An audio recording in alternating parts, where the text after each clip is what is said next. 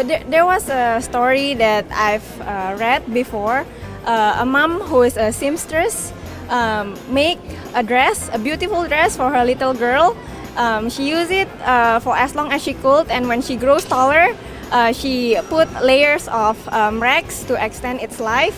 And after she grows out of it, it becomes a top.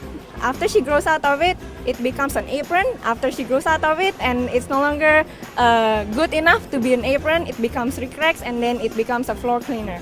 So I wanted to use that model in our home so that we can reduce waste. I'm very proud and honored to be a finalist here because it's only my first attempt to participate in this contest, and I've just entered the blogging world like a few months ago.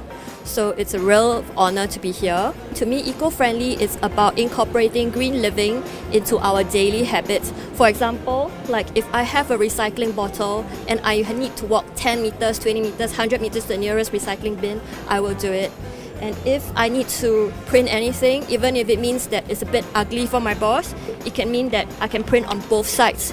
And through this, by reducing and reusing, I'm actually lessening the carbon impact for the world. I just bought a bicycle, and if I'm going anywhere within 500 to 1 kilometer from my house, I actually cycle instead of taking the car. Basically, after going to a lot of places, actually traveling a lot, I realized that humans are really encroaching on the environment, and that a lot of other countries are putting a lot more efforts than we are doing in Singapore, and I hope to be able to bring those messages back home. I'm very happy to be part of this, and I hope I can bring this message across to all my friends and readers to be more eco-friendly. Actually, just me and we all just like learn how to make this bag. It's like within like 5 minutes we did this bag from a t-shirt, a wanted t-shirt to become a bag, which is useful. I think it's a pretty cool idea. Everyone should like learn how to make this. Yeah, I'm actually pretty glad that Panasonic has this effort that recognizes bloggers who actually want to spread the environmental message. I mean, personally, the media coverage helps us getting the message out because it's one that's very important. Yeah, so much more than me telling just my friends, at least now a wider network of people will actually hear about what we want to tell them.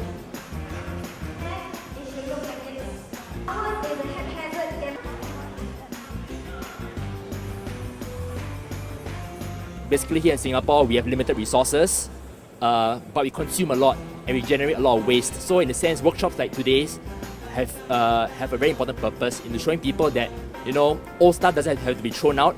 You don't always have to keep buying new things. You can always just reuse what you already have. I think eco-living means also eating organic food, besides practicing the 3 R's: reuse, recycle and reduce.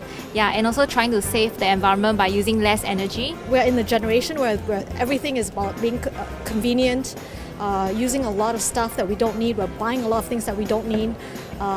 That becomes a big liability, not just to us and financially, but it's also to the environment. So to reduce a lot of wastage, our resources and everything like this, I think we need to be a little bit more conscious about our living and our lifestyle.